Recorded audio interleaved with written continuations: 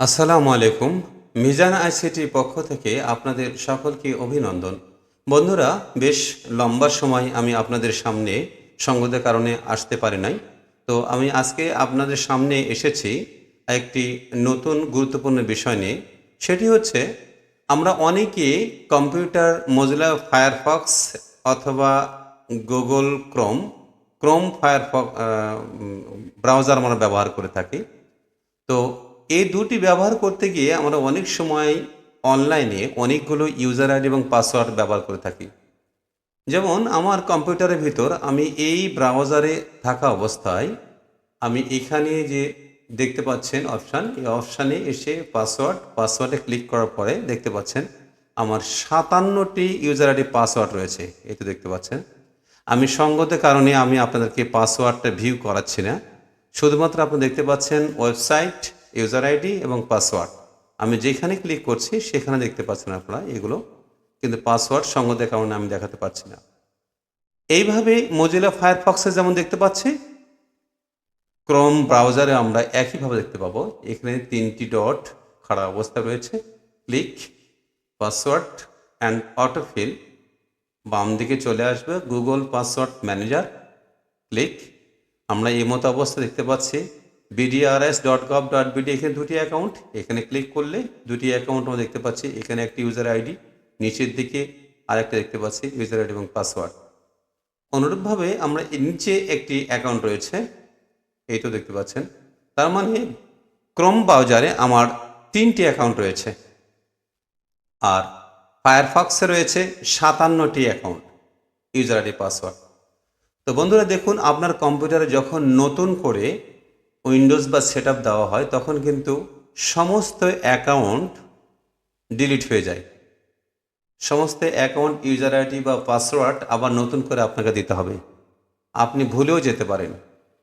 এতগুলো account, user ID এবং password আপনি খুব অল্প সময়ে কয়েক সেকেন্ডে যেন ফিরে আনতে পারেন এই নতুন সেট দেওয়া কম্পিউটারে, সেটি আপনাদেরকে দেখাবো। তো দেখুন, আমি ফায়ারফক্সে আমার 57টি অ্যাকাউন্ট রয়েছে। আমি এই 57টি অ্যাকাউন্ট এখানে ক্লিক করলে রিমুভ অল পাসওয়ার্ড, আমি সব রিমুভ করে দিলাম। Yes, remove password. দেখুন, আর কোনো পাসওয়ার্ড নেই, আমার ইউজার আইডিও নেই, পাসওয়ার্ডও নেই। আমি এই ইউজার আইডি এবং পাসওয়ার্ড আবার আমি সেট আপ দেবো। কীভাবে দেবো দেখি, আমি আপনাদের সামনে দেখাবো। এমতো অবস্থায় মোজিলা ফায়ারফক্স ব্রাউজার ওপেন করা অবস্থায় আবার ডান দিকে চলে আসুন।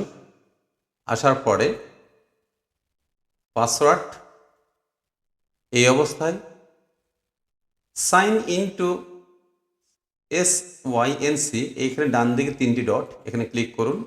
Import from a file, import from a file আমি এখানে ক্লিক করব। ডেস্কটপে আমি আগেই এক্সপোর্ট করে ফাইল আমি সেভ দিয়ে রেখেছিলাম। এই যে পাসওয়ার্ড, ডেস্কটপে আপনি দেখতে পাচ্ছেন পাসওয়ার্ড নামে একটি আমার রয়েছে, ফাইল রয়েছে। এই যে এখানে আমি ডাবল ক্লিক করলাম। ইয়েস, 57টি পাসওয়ার্ড সেভ হয়ে গেল, ইম্পোর্ট হয়ে গেল। আবার আমি এটি রিমুভ করব। না, রিমুভ করার আগে আমি আপনাদেরকে দেখাবো কিভাবে এখান থেকে ফাইলগুলো সেভ করে রাখা যায়। আমি ডেস্কটপে রেখেছিলাম, আমি এটি ডিলিট করে দিলাম। আবার এখান থেকে ফাইলটা আমি কিভাবে বের করব, এই অপশানে click, export password, continue with, এখানে নোট দেওয়া আছে, এই note about exporting passwords. Password export সম্পর্কে এখানে একটি সতর্ক সংজ্ঞা দেওয়া হচ্ছে। বলা হচ্ছে যে আপনি যে পাসওয়ার্ডগুলো কম্পিউটারে সেভ করে নিচ্ছেন সেটি আপনার কাজ হয়ে যাওয়ার পরে এই ডিভাইস থেকে অন্য কেউ যেন দেখতে না পারে সেই দিক দিয়ে আপনি সতর্ক থাকবেন, অর্থাৎ আপনি ডিলিট করে দেবেন। এই সতর্ক সংকেত এখানে দেওয়া হচ্ছে। তো কন্টিনিউ উইথ এক্সপোর্ট, অর্থাৎ এখান থেকে আমার যে ইউজার আইডি, পাসওয়ার্ড, সমস্ত আইডি এবং পাসওয়ার্ডগুলো আমি ওয়েবসাইট সহ আমি সেভ করে রাখবো। Export password, continue with export, আমি এটি ডেস্কটপে সেভ করে রাখবো। এই যে পাসওয়ার্ড CSV ফাইল মোডে থাকবে, সেভ। আমি দেখতে পাচ্ছি আমার এই ফাইলটি ডেস্কটপে এই যে দেখতে পাচ্ছেন আপনি এখানে সেভ করা হয়েছে, এটি নয়, এই ফাইলটি সিএসভি মোডে আছে, এই ফাইলটি এক্সপোর্ট করা হলো। আবার আমি এখান থেকে ডিলিট করে দেবো, সমস্ত ফাইল ডিলিট করে দেবো, রিমুভ অল, ইয়েস, রিমুভ।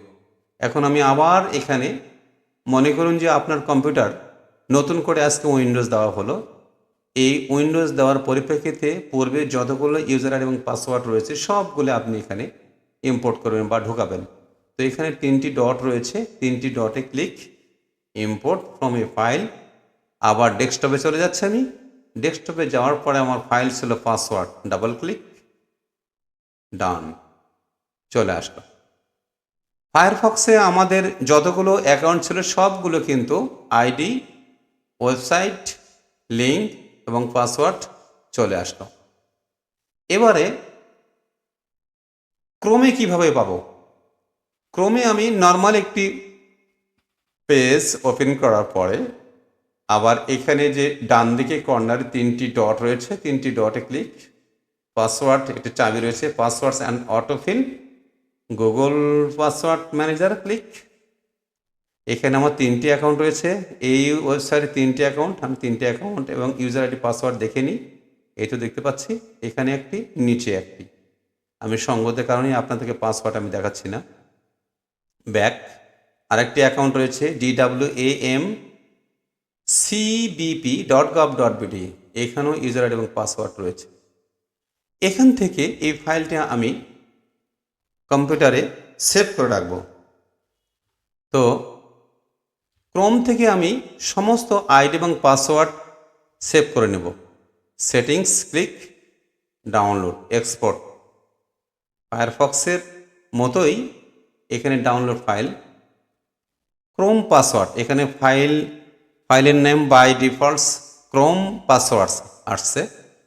ডেস্কটপে সেভ করে রাখবো, ওকে, সেভ হয়ে গেছে। আমি যদি আরেকবার মিনিমাইজ করে দেখতে চাই তাহলে ফাইলটি কোথায় আছে, এই তো ক্রোম পাসওয়ার্ড।